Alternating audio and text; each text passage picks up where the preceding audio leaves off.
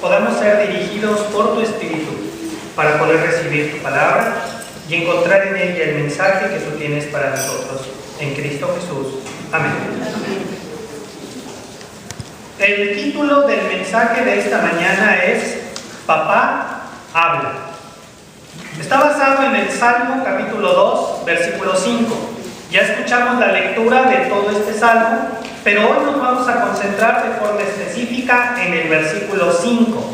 Dice el versículo 5: entonces Él les habla en su ira y los aterroriza en su furor. Interesantes palabras, sobre todo para los que piensan y conciben a un Dios lleno de enojo y de ira y de venganza y todo. Bueno, este sería un buen pasaje para ellos. Así que tenemos dos opciones.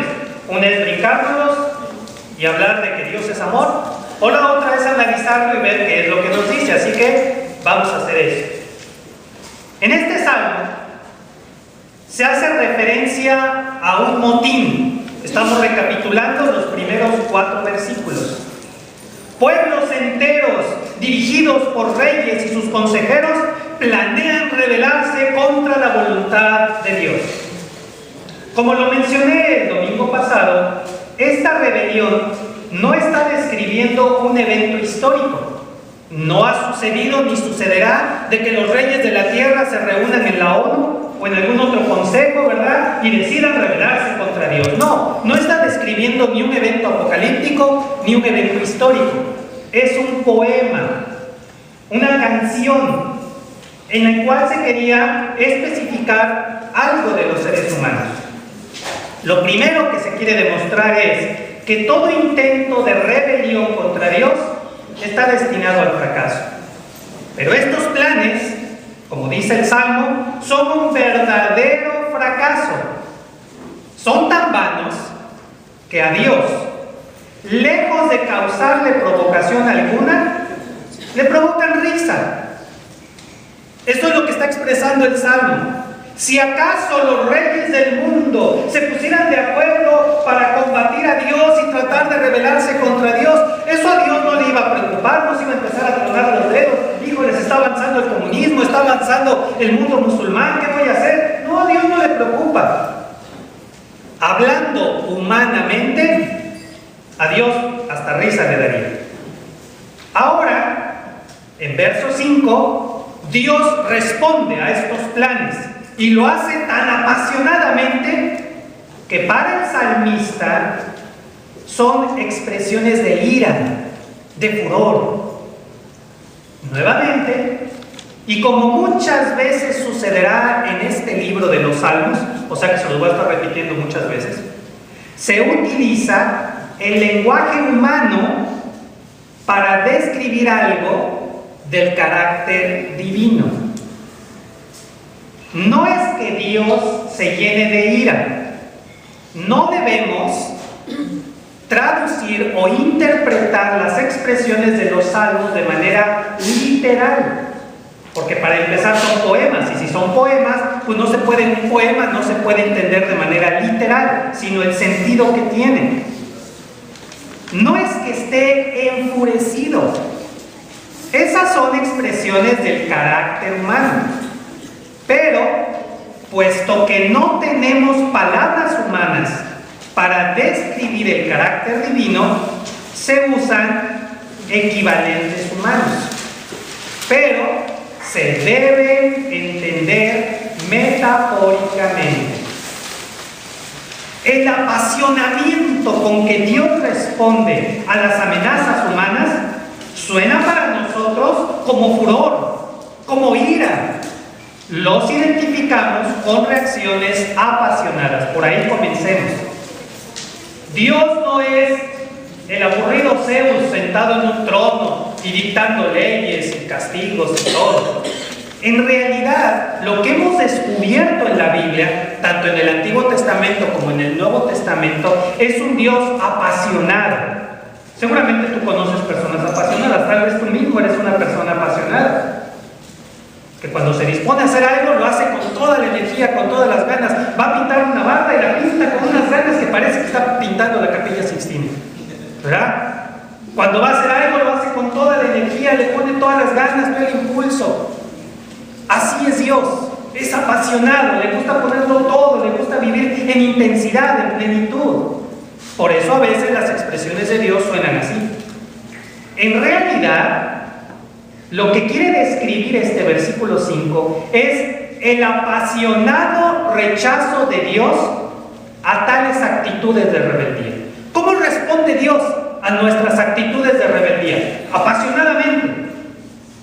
Fíjense que Dios no dice, bueno, pues allá tú. Es que yo ya no quiero ser cristiano. ¿Qué va a decir Dios? Bueno, pues allá tú, es tu decisión, es tu libertad. Tú decides, a mí me va y me viene. ¿Acepto a Dios? No. ¿Realmente qué haría Dios si yo dijera, ya no quiero ser cristiano?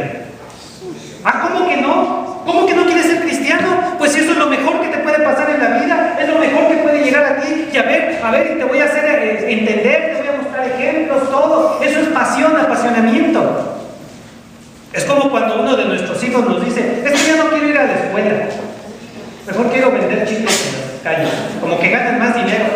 El de los chicles trae más dinero que yo. Y además todo el día anda corriendo por los coches y todo. Yo quiero ser como él. ¿Qué hace un papá? Bueno, mijito, es tu decisión. O sea, yo respeto tu decisión y tú sabrás. ¿Eso es lo que hace un papá? Bueno, algunos sí, ¿verdad? O sea, ya tú, ¿verdad? No, apasionadamente. ¿Cómo que no? Tienes que ir a la escuela, tienes que estudiar. Y nos apasionamos en ese momento para responder. Dios no quiere que estemos pensando rebeldemente. Pues tales actitudes de rechazo a Dios, ¿qué cosa? Nos dañan profundamente. ¿A quiénes? A nosotros. La apasionada reacción de Dios no es porque a Él le afecta.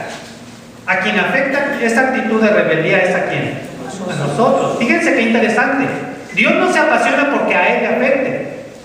Por ejemplo, si yo dijera, el domingo ya no voy a ir a la iglesia, ya no quiero ir a la iglesia, ¿eso le afecta a Dios? ¿Dios no va a poder estar tranquilo porque falté yo a la iglesia? No. Pero sí va a reaccionar apasionadamente. ¿Por qué? Porque Dios sabe que eso me afecta a mí. Fíjense algo muy interesante que estamos descubriendo de Dios. Dios no es imparcial. Y quiero que esto lo grabemos muy bien en nuestra mente. Dios no es imparcial. Imparcial significa que ni para un lado ni para otro. ¿Verdad? O sea que Él está en medio y, bueno, si tú quieres estar conmigo bien y si no quieres arder en el infierno, pues arde en el infierno. Que por ahí dice el pastor que es de mentiritas, ¿verdad? Que es pura metáfora, ¿verdad? Pero igual, no, Dios no se queda pasivamente. Dios no es imparcial. ¿Recuerdan ese pasaje de Deuteronomio? Lo menciono así porque fue un pasaje muy antiguo, tiene como 3.400 años y un par de días. ¿Qué le dice Dios al pueblo? Elige entre la vida y la muerte. ¿Pero qué elige? La vida. Dios dice, yo pongo delante de ti la vida y la muerte. Elige la vida. Si fuera Dios imparcial, ¿qué diría? Ahí está la vida y ahí está la muerte, tú escoge el que quieras. Váyase como quieras, el que llegue al cielo, pues allá lo recibe. No, Él te busca, te impulsa, te anima, te dice, escoge la vida. Dios sabe que detrás de esas actitudes está el engaño satánico que busca alejarnos de la comunión de amor con Dios.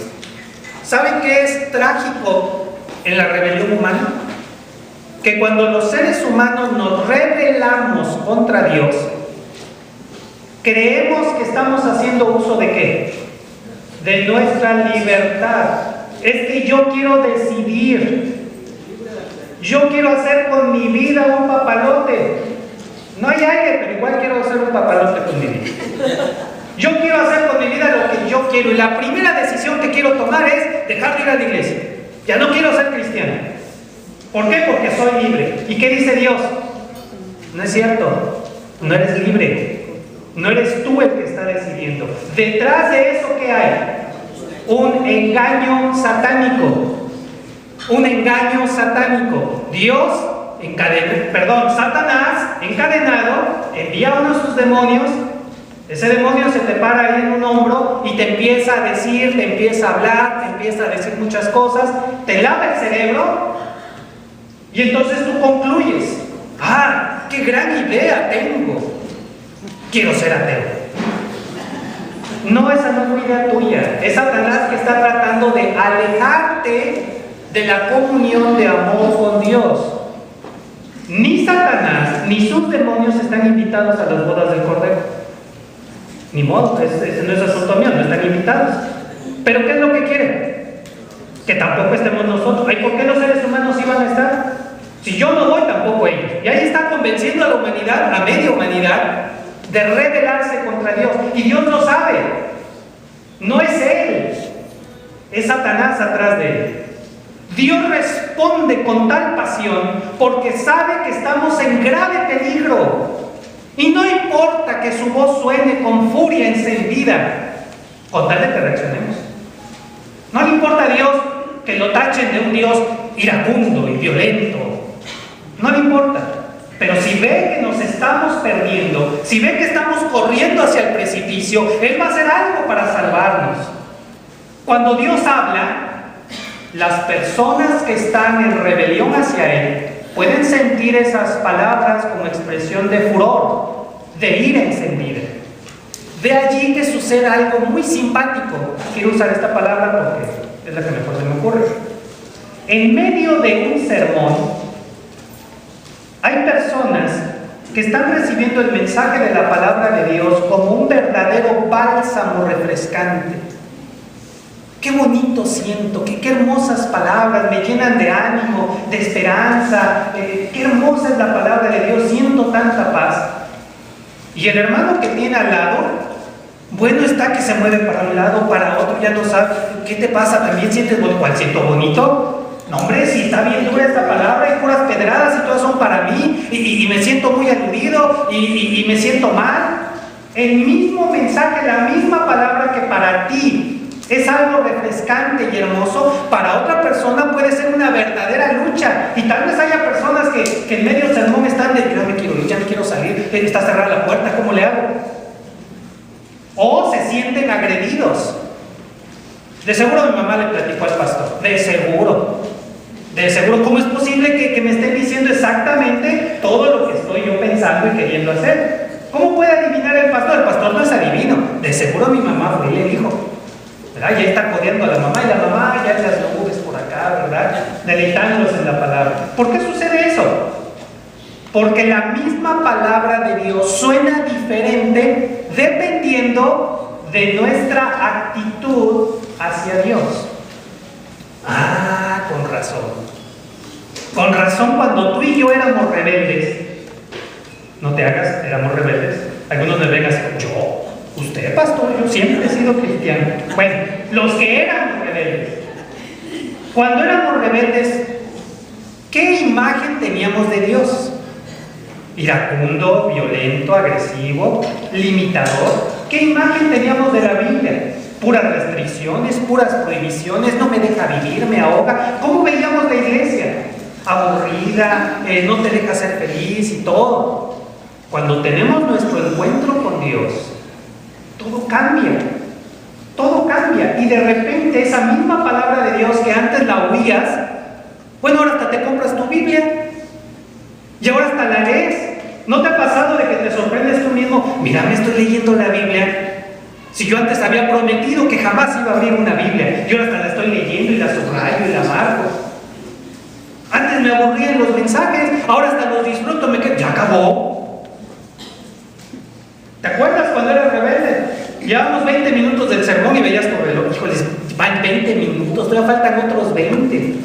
Y si se cuelga el pastor, nos vamos a media hora. Y ahora no estás escuchando la palabra y de repente ya se acabó. ¿Cómo? ¿Qué pasó? Es la misma palabra, pero nuestra actitud determina cómo la recibimos. Fíjate, en realidad, Dios habla para llamarnos al arrepentimiento, para invitarnos a regresar a la comunión con Él. Eso es, en resumen, el propósito de toda la Biblia, desde Génesis hasta los mapas. Todo el propósito de la Biblia es Dios invitándonos a regresar a la comunión de amor con Él. Eso es lo que quiere. A veces la gente, ¿verdad?, grita: ¿qué es lo que quieres de mí, Señor? Dime qué es lo que quieres. Que regreses a la comunión de amor con Él. Eso es lo que quiere. Porque Dios sabe que tu felicidad, que tu paz solamente será posible si estás en comunión de amor con Dios. Dios sabe que la plenitud de vida está en comunión de amor con Dios, y por eso te busca y te habla y te vuelve a buscar y te vuelve a hablar y te habla de una manera y te habla de otra y te pone ejemplos. Todo el propósito de Dios es invitarnos a la comunión de amor con Dios. Entonces, ¿cómo debemos entender este versículo 5? Es como la voz de papá cuando está llamando a su hijo. Pensemos en un hijo pequeño, para que se aleje de un peligro. Y el niño, como buen niño, ¿qué ha hecho? No ha obedecido a anteriores llamados. El papá, ¿qué tiene que hacer? Intensificar el tono de su voz, gritar enojado para hacer reaccionar a su hijo y que se aparte del peligro. ¿Recuerdan esa escena? La mayoría de nosotros la recordamos, ¿verdad? ¡Ey, no te acerques al fuego, te vas a quemar! ¡Ey, que no te acerques! ¡Ey, te estoy hablando! Ya cuando vemos que no reacciona, ¿verdad?, hasta le gritamos y lo amenazamos. Si te acercas te pego, si te acercas esto, ya el niño reacciona. Nuestra intención era asustar al niño, como papás.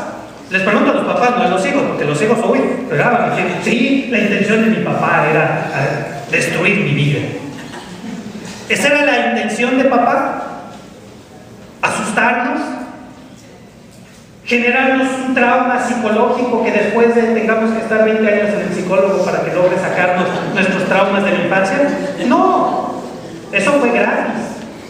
Y en apoyo a nuestro psicólogo para que tengan trabajo, ¿verdad? Si no, que van a trabajar, ¿verdad?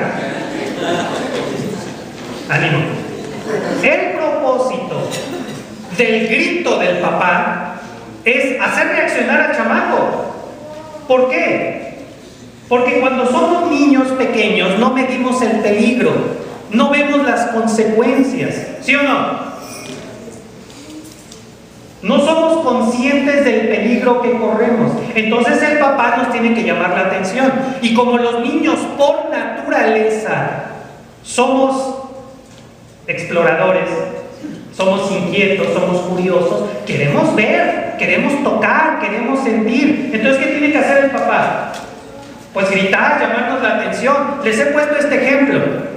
¿Qué pasa si tu hijo pequeño, pensemos en un niño que apenas está aprendiendo a caminar, ¿verdad? Los niños que apenas van aprendiendo a caminar y lo ponen aquí en la tarima. Ya estás hablando con el pastor y el niño está aquí en la tarima y empieza a caminar el niño hacia la orilla. ¿Qué haces, mamá? Lo agarras del brazo y lo jalas y le zapas el brazo, dicen por ahí. Imagínate que el pastor te diga: no le jales el brazo, lo puedes lastimar. ¿Qué va a decir la mamá? Ni lo voy a lastimar, ¿verdad? Y prefiero jalarlo del brazo, porque si lo dejo que se caiga, se da en la cara con el piso. La mamá instantáneamente mide el peligro y dice: el jalón que le dé del brazo no se compara al cabezazo que se va a dar. El brazo, como quieras, se acomoda y ya, pero la cabeza no es lo que hace una mamá. ¿Y qué le va a pasar al niño? Se va a asustar, porque el niño va caminando y de repente siente el jalón. Se va a asustar el niño, va a gritar y hasta va a llorar. ¿Qué va a hacer la mamá? Imagínate que la mamá deja que el niño pum se caiga. Oiga, ¿por qué dejaste que tu hijo se cayera? Es que yo le quiero dar libertad a mis hijos. Es que yo quiero que mis hijos los quiero dejar ser. A ver, ¿por qué no haces eso, mamá? ¿Por qué no dejas que tus hijos sean?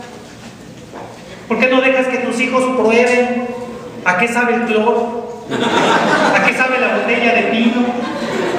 ¿Por qué no dejas que tu hijo sepa lo que es la corriente eléctrica? Que meta un desarmador o un fierro ahí. ¿Por qué no lo dejas? ¿Por qué qué limitas tanto a tus hijos? Porque tú conoces ciertos peligros y sabes que tu hijo pequeño no sabe medir el peligro y tú tomas decisiones por tu hijo. Igual se aplica a la escuela, igual se aplica a todo lo demás. ¿Y qué pasa si tu hijo de 3 o 4 años te dice: ay mamá, es que tú no me dejas hacer, es que esto, el otro? Hablo de nosotros, hermanos, cuando éramos niños. Porque, sin pretender ofender, la nueva generación de papás y mamás ya no se aplican en estos ejemplos. Las nuevas generaciones de papás y mamás sí, parece que sí los dejan ser. Hermano, ¿por qué no le llama la atención a su hijo? No, porque se trauma mi pobre hijo. Yo no le grito a mis hijos porque se trauman. Todos estamos traumados, hermanos. Y aquí estamos, mírenos. Seguimos sobreviviendo. Bueno, así como era su papá o su mamá con usted, así es Dios. Y a veces la voz de Dios suena como un grito. Que no lo hagan, les estoy diciendo. Y nosotros nos asustamos. Ay, que Dios tan enojón. No, no es enojón. Tuvo que alzar la voz para hacernos reaccionar. Tuvo que hacer algo en nuestra vida para hacernos reaccionar. Porque estábamos tan ensimismados, no sé si esa es la palabra. Estábamos tan metidos en nosotros mismos. ¿Has conocido gente? Yo sé que tú no. Pero has conocido gente así. Que está tan metida en sí misma que cree tener la razón en lo que está haciendo. Y todos a su alrededor están diciendo: no, estás mal, no, déjalo, no, así no es y todo. Y tú estás así encerrado. Yo tengo la razón, todos los a mi alrededor están mal. Es más, todos a mi alrededor están en mi contra. Me quieren atacar, no saben lo que pienso, yo sí sé ellos. Y estás tan encerrado en ti mismo que no ves el peligro que está allí. ¿Qué va a hacer Dios? Bueno, pues ya le hablé 3 sermones y no, yo pues ni modo. ¿Eso va a ser Dios? Tal vez nosotros, cuando somos adultos, llegamos a tomar esa actitud. Pues yo ya le dije, ya si no me hace caso, pues allá él, allá ella. A veces nosotros nos cansamos, ¿sí o no? Cuando son personas ya grandes, ¿verdad? Pues yo ya le dije, no me hace caso, pastor, pues ya que haga con su vida lo que quiera. Bueno, gracias a Dios, Dios no es así. Ah, no me oyes. Ah, no me entiendes. No, Señor, estoy encerrado en mí mismo, en una burbuja de razón. Yo tengo la razón y todo. Pues quebrantamos la esferita. Dios va a hacer algo para llamarnos la atención. Es capaz, Dios es capaz de agarrarnos del brazo y darnos ese jalón antes que dejarnos caer al precipicio. Aunque nos disloque, no sé si se diga, aunque nos zafe el brazo, total, luego nos lo vuelve a reacomodar.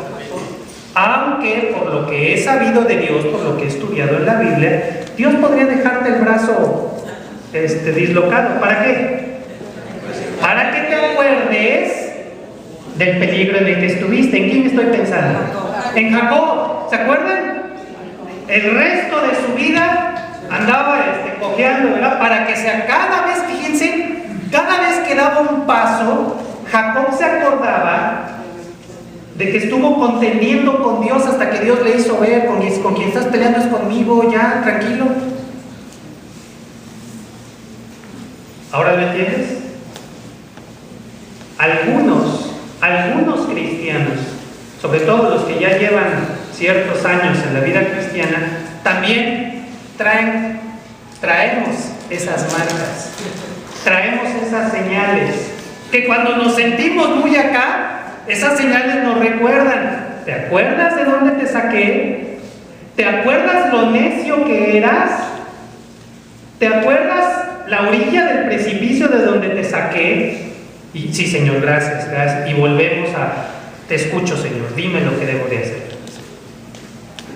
No, Dios no es un Dios iracundo, cruel, vengativo, con deseos de destrozarnos y acabar nuestra vida, aunque algunos adolescentes y jóvenes así lo piensan, ¿verdad? No, es que ahorita quiero vivir mi vida, espérame, ahorita quiero vivir la vida, la juventud, ya cuando sea grande buscaré a Dios, ¿verdad? ¿Por qué? Porque tenemos la idea que buscar a Dios en la juventud sería vivir una juventud aburrida, triste, melancólica, llena de reglas. Bueno, también en qué iglesia estás, ¿verdad? ¿En qué grupo estás? Pero quien realmente tiene una comunión con Dios encuentra la paz, encuentra la plenitud de vida. Y sí hay pasajes, y sobre todo en los salmos, y quiero llamarle la atención a esto. Casi todas las expresiones en las que Dios parece enojado, iracundo, casi todas están en los salmos. Y los salmos son canciones, son poemas que no se interpretan literal. Dios es como nuestro papá, que puede hablar fuerte, que puede gritar, pero no está enojado. Y creo que no debería decir esto, porque algunos chamacos van a entonces mi papá es puro cuento. Nomás grita, pero no está enojado. Pues ni modo, ya lo dije, ni modo, así es. Porque así es Dios. No está enojado contigo. Pero es que, oye, no entiendes de otra forma, no entendemos de otra forma. Lo que aprendemos aquí es que Dios no se queda pasivo ante los actos de rebeldía humana. Va a reaccionar. ¿Para qué? Para salvarnos. ¿Y por qué nos salva? Porque nos ama. ¿Recuerdas ese reclamo que tal vez le hiciste a tu papá o a tu mamá? Oye, papá, ¿por qué no te enojas porque fulanito está haciendo cosas malas y a mí me regañas? ¿Qué te contestaba papá o mamá? Porque a fulanito ¿qué? No me interesa, no es de mi familia, pero tú eres mi hijo. Ya nos quedamos ahí. No, tú eres mi hijo y te cuido y te protejo. Bueno, pues así es Dios. Yo sé que algunos estamos muy molestos, ¿verdad? Porque, ay Señor, ¿por qué otros jóvenes hacen y deshacen y planean cada relajo y no les pasa nada? Y yo todavía ni empiezo a hacer una travesura y pum, ya lo supo mis papás, ya se hizo un escándalo, ya esto, ¿por qué? Y algunos le reclaman a Dios, Señor, ¿por qué no puedo ser normal como otros jóvenes? ¿Y sabes qué te va a contestar Dios? ¿Quién en esta familia es normal? ¿Quién? Ninguno de nosotros. ¿Y sabes qué, hermano? La gran noticia, la buena noticia para todos los que me están escuchando en este día es que tú eres de la familia de Dios. Y que Dios te ama. Y porque Dios te ama y eres de su familia, no te va a dejar en paz. Sí, ni modo, amén. Él no se va a quedar pasivo cuando Dios ve que tú solito te estás poniendo las cadenas para esclavizarte a los vicios, para esclavizarte a una situación vergonzosa, para esclavizarte a una vida sin sentido. ¿Dios se queda pasivo? Pues yo le dije que escogiera entre la vida y la muerte, escogió la muerte, pues allá le. ¿Esto hace Dios? No, te busca y te quita tú te estás poniendo una cadena y ¿qué hace Dios? Te está quitando la otra cadena y te zarandea. Y claro que en los jalones pues sí sientes el zarandeo. Espérate Señor, espérate. ¿Han sentido eso? Yo estoy construyendo mi vida a mi modo sin Dios. ¿Y qué hace Dios? Nomás te mueve tantito el tapete y va para abajo toda tu vida hecha con Dios. ¿Te ha pasado? Es que yo ya tenía planeada mi vida. No se pudo. ¿Y por qué fulanito sí pudo y yo no? ¿Por qué fulanito ya está nadando en dinero y yo no? Porque tú tenías planes de rebeldía. Y para Dios lo más importante es que estés en comunión de amor con Él. Dios proveerá. Pero nosotros tenemos que ser conscientes, tenemos que ser honestos con nosotros mismos y decir si es cierto. Cuando yo quise irme por un camino de perdición, ¿qué hizo Dios? Me puso obstáculos, me puso señales. Y yo me hice el que no veo las señales, no veo los obstáculos. Muy bien. ¿Y qué hizo Dios? Que te vengas para acá. Eso hace Dios. Cuando Dios ve que estamos en camino de perdición, nos busca con urgencia y hará todo lo necesario para llamar nuestra atención y alejarnos del peligro. Por supuesto que la Biblia habla del furor y de la ira de Dios, sobre todo en los salmos, pero deben entenderse metafóricamente. Ya lo repetí tantas veces que han de decir, ya lo entendimos, pastor, ya. Comparemos estas expresiones con las de un padre en su deseo de educar a su hijo y de alejar a nuestros hijos. ¡Claro que sí! No digan que no. Sí. ¡Claro que sí!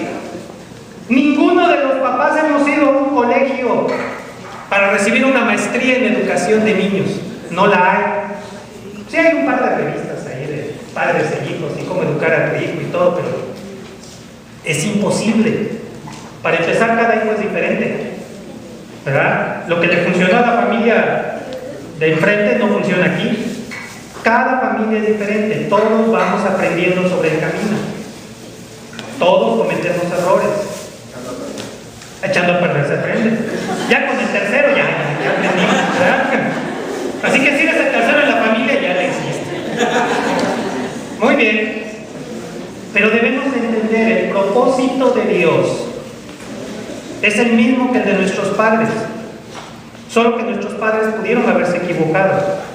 Pero nuestra gran paz, nuestra gran esperanza, es saber que Dios no se equivoca. Y que Él siempre sabe lo que hace. Principalmente los salmos se van a apasionar en describir a Dios con palabras propias de la naturaleza humana. Son metáforas.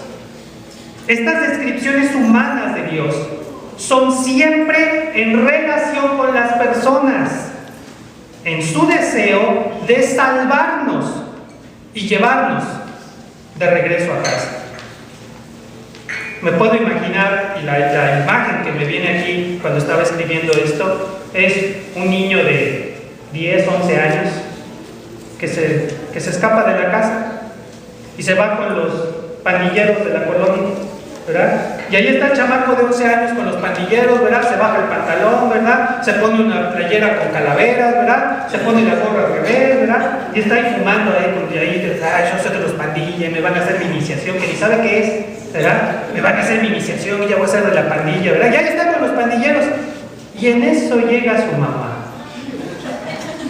¿Qué va a hacer su mamá? A la casa. ¿Qué le va a decir el niño? No, ya me salí de la casa, ahora soy pandillero. De las calaveras muertas, así se llama nuestra pandilla. ¿Qué va a hacer la mamá? Bueno, mijito, que Dios te bendiga, que te vaya bien, no vais a robar mi casa, todo. ¿Eso va a hacer la mamá? ¡De la oreja! ¡Órale! No, mamá, enfrente de los demás, no, ¿cómo no? ¡Vámonos! Y si traes cinturón con el cinturón, ya los muchachos ya no saben ni qué es el cinturón. No, el cinturón no es para el pantalón. Ahí lo traemos los papás para tenerlo siempre a la mano. Pero el cinturón es para agarrar al chamaco a cinturonazo y órale, a la casa. Y había algunos papás, digo, por si hablan de papás salvajes, había algunos papás que cuando el hijo estaba ahí con el cigarro, ¿qué creen que hacían? ¿Comas eso? Cómaselo. Nadie que lo tire, no, cómaselo. Y tenía que, órale, no se lo tragaba, pero sí hacía que se lo metiera en la boca. Y nosotros, ¿verdad? Y órale, cinturonazos va para adentro de la casa. No sé por qué en la vida de algunos de nosotros, yo me imagino la misma escena con Dios. Yo me imagino a mí mismo, así como ese chamaco ahí, queriendo ser pandillero, muy malo y todo. Yo voy a hacer mi vida aparte. Y sí me imagino a Dios agarrándome y ni siquiera preguntándome. Yo se los he dicho, en mi propia vida, en mi propia experiencia, tal vez no sea la tuya, pero en mi propia experiencia, yo no veo a Dios hablándome. A ver, mijito, a ver, Fer, ¿quieres venir por acá? Mira, yo nunca he visto eso. Yo siempre he visto que Dios me agarra que es por acá y te me vas por acá y le haces por acá. Oye, Señor, pero ¿qué libre albedrío ni qué nada? Órale, vámonos. Eso ha sido en mi vida. ¿Y cómo creen que estoy hoy con respecto a Dios? Agradecido. No estoy traumado. No estoy yendo al psicólogo porque es que en mi infancia Dios me agarró a cinturonazos y me tenía muy mal. No, estoy tan agradecido con Dios. ¿Y saben qué es una de las cosas que más agradezco de Dios? Que no tomó en cuenta mi opinión. Que no tomó en cuenta mis planes. Yo creo que sí, de mis planes. Yo creo que sí, Dios sí se reía de mis planes.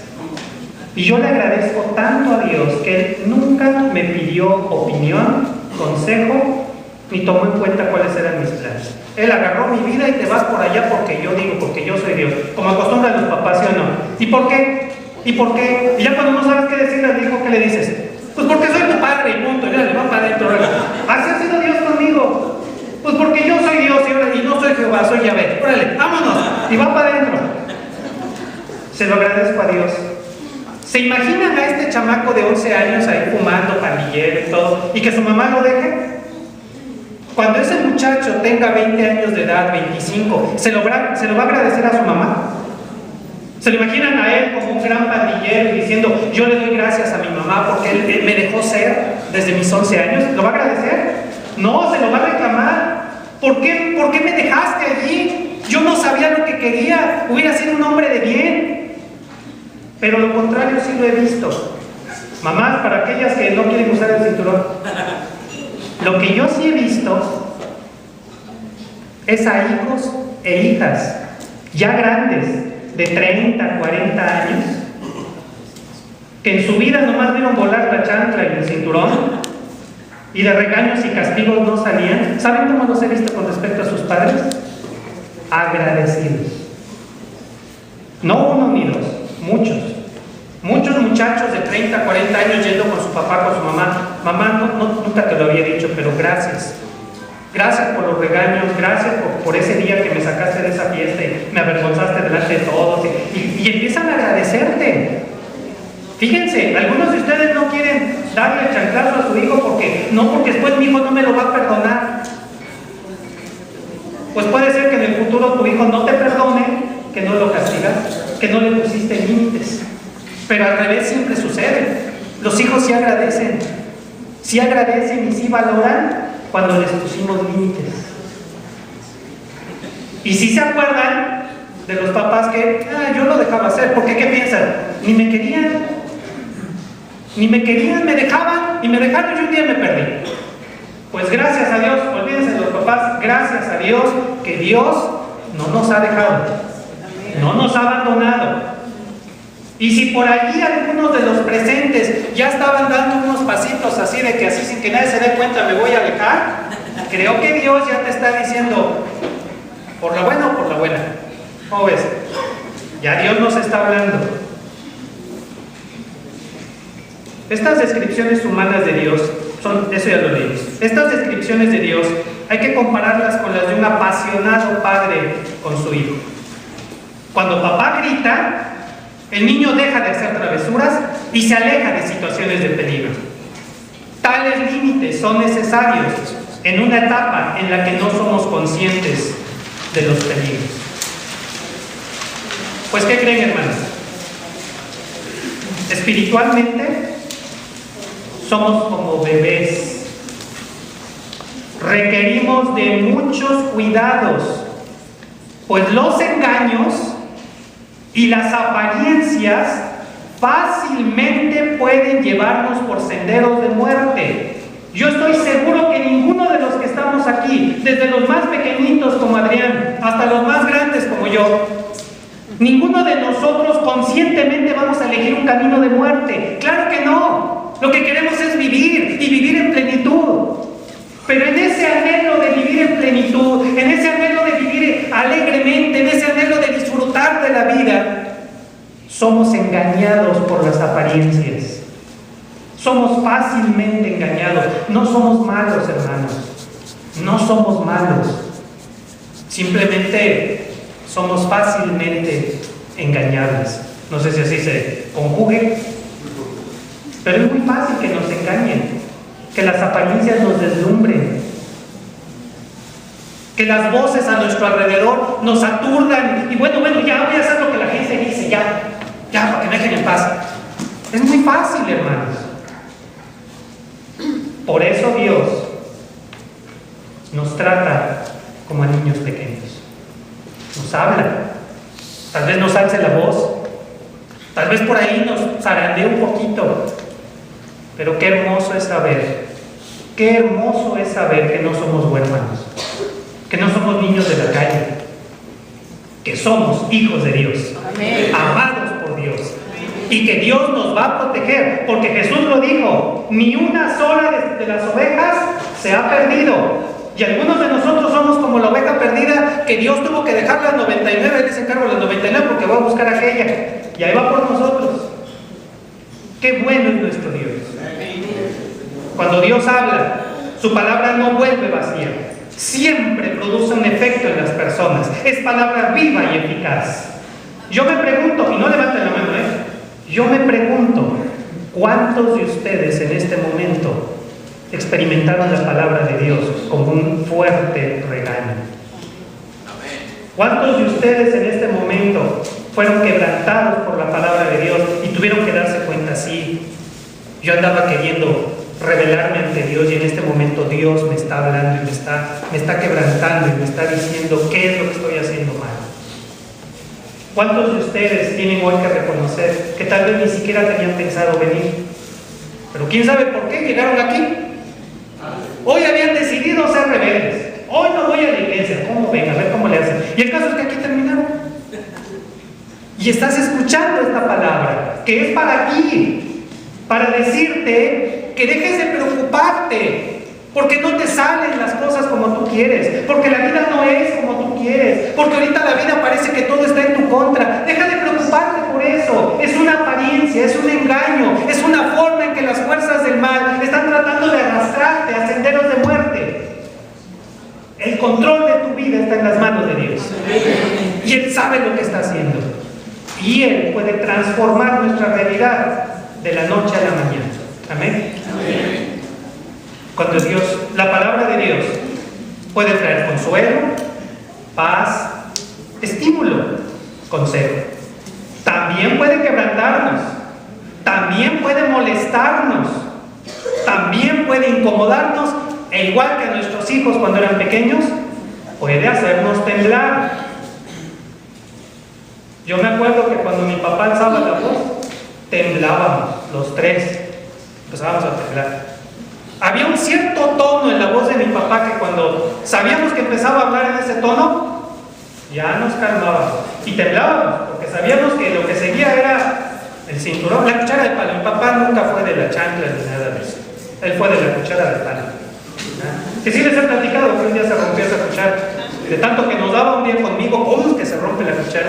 Y fíjense que yo me sentí tan bien. Por fin se rompió esa cuchara. Ya no nos va a pegar. Y yo era el niño más feliz del mundo. Y al día siguiente llega mi papá porque siempre mi papá llegaba silbando, tenía un silbido al llegar, y ya sabíamos que era mi papá y corríamos a la puerta a recibirlo. Y mi papá le dice, ¿qué creen que compré? Y los tres ingenuos, un regalo para mí, no para mí, porque siempre peleábamos los tres. No es para mí, no para mí. Y que saca la cuchara. Una cuchara de palo, nuevecita. Y en lugar de que mi mamá saliera a la defensa de sus tres retoños, ¿saben lo que dijo mi mamá? ¿Con quién la calamos? Hay que probarla, ¿con quién la probamos? No, hombre, los tres salimos corriendo. De repente nos acordamos que teníamos tarea y vamos los tres a nuestra recámara. Dichoso el hijo que sigue reaccionando a la voz de su papá. ¿Por qué? Porque aún hay comunión de amor entre ellos.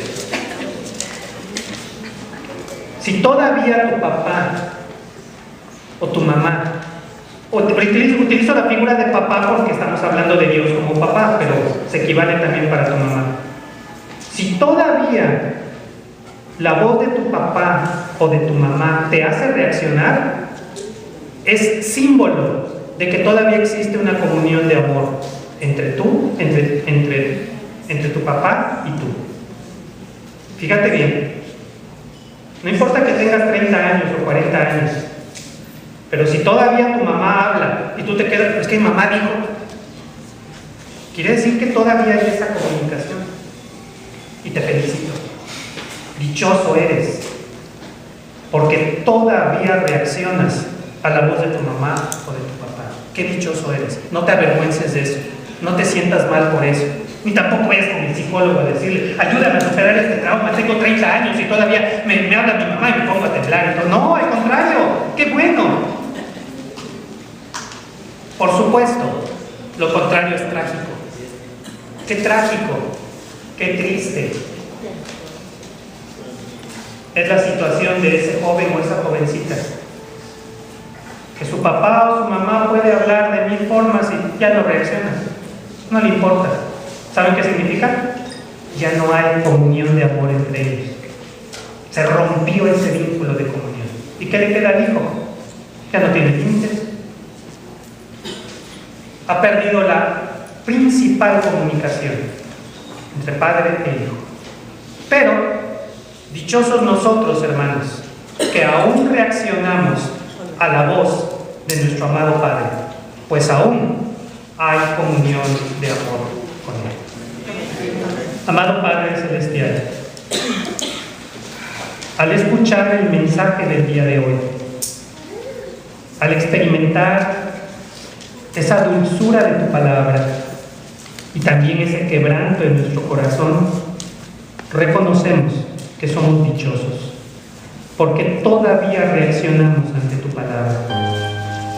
A pesar de que a veces sentimos que somos malos, a veces sentimos que somos infieles, a pesar de que a veces sentimos que somos descuidados, el hecho de que hoy hayamos podido reaccionar a tu palabra nos demuestra que todavía existe comunión de amor contigo, que todavía estamos conectados contigo y que reaccionamos a tu voz.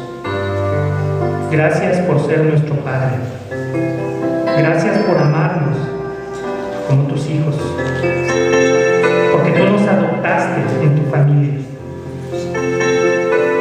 Permite, Señor, que aquellos de nuestros hermanos que en su ceguera, en su necedad, están lejos de ti, que puedan ser quebrantados, que puedan escuchar tu voz y que en medio de esa profunda soledad que les está tocando vivir, ellos puedan encontrar la luz que ilumine el sendero de regreso a casa.